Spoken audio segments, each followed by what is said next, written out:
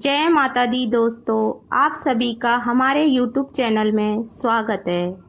आज मैं शेयर कर रही हूँ हमें कन्या पूजन कैसे करना चाहिए, क्या विधि है इसकी और कौन सी वो 3 चीज़ें हैं जिनके दिए बिना आप कन्याओं को ना भेजिए तो आपका कन्या पूजन अधूरा माना जाएगा। पहले तो नवरात्रि चल रही है तो आप सभी को नवरात्रि की बहुत बहुत शुभकामनाएं। तो आप सभी की नवरात्रि अच्छे से जा रही होंगी, मैं यही कामना करती हूँ। सबसे पहले तो हम बात करते हैं कि नवरात्रि में हमें कब करना चाहिए कन्या भोजन।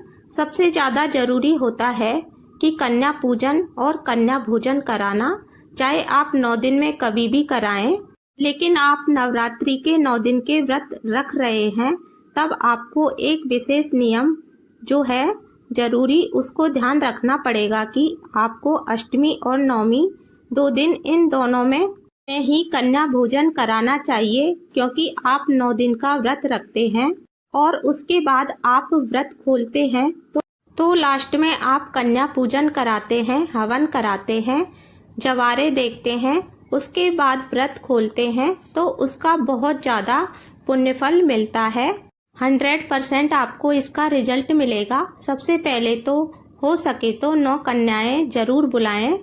9 देवियों के 9 रूप होते हैं, उस तरीके से कन्या पूजन के लिए 9 कन्याओं को आमंत्रित करना चाहिए। उसके घर जाकर जैसे ही वो घर आते ही सबसे पहले एक जल से भरे हुए पात्र में उनके चरण धोना चाहिए, उनको महावर लगाना चाहिए, उनको टीका लगाना चाहिए, चुनरी उड़ाना चाहिए और पूरे सत्कार से उनको उनके आसन पर बिठाना चाहिए। फिर उनको हलवा, पूरी, खीर, सब्जी जो भी आप उनको खिलाना चाहें वो आप खिला सकते हैं। सिर्फ आपको ध्यान रखना है उन्हें तामसिक भोजन नहीं खिलाना है, मतलब बिना प्याज लहसुन का भोजन नहीं खिलाना है। जब उनका पूरे तरीके से पेट भर जाए, हो सके तो जरूरतमंदों को भोजन कराए। ऐसा नहीं है पेट भरी भरी कन्याएं आ रही हैं, आपका बिल्कुल भी मतलब नहीं रह जाएगा। जो कन्या छोटी रहती है, भूखी रहती है और उनका ज़्यादा प्रभाव पड़ता है, जब वो पूरा संतुष्ट होकर जाती हैं तो आपके घर में आशीर्वाद देकर जाती हैं। तो सबसे पहले तो आप कन्याओं को इस तरीके से खाना खिलाएं, पूजन कराएं, टीका लगाएं और फिर आखिर में वो जब जाएं तो उनको गिफ्ट जरूर दें। उनको खाली हाथ कन्याओं को नहीं भेजना है, ये आप विशेष तौर पर ध्यान रखें। आप गिफ्ट में कुछ भी दे सकते हैं, जैसा कि छोटे छोटे पर्स होते हैं कलरफुल, वो दे सकते हैं, बॉक्स दे सकते हैं। पढ़ाई की चीजें होती हैं, पढ़ाई से रिलेटेड कोई भी चीजें हो सकती हैं जो कि उनके यूज में आ जाए, ऐसी चीजें ना दें जो उनके यूज में ना आए। आप कुछ भी गिफ्ट दे सकते हैं, लेकिन ये 3 चीजें हैं क्योंकि ये आपके घर में सुख, शांति, समृद्धि लाते हैं। सबसे पहले तो है चावल यानी कि अनाज देना है हमें, इसलिए ज़रूरी है कि अगर आप अनाज देंगे आपके घर में भी भंडारे भरे रहेंगे।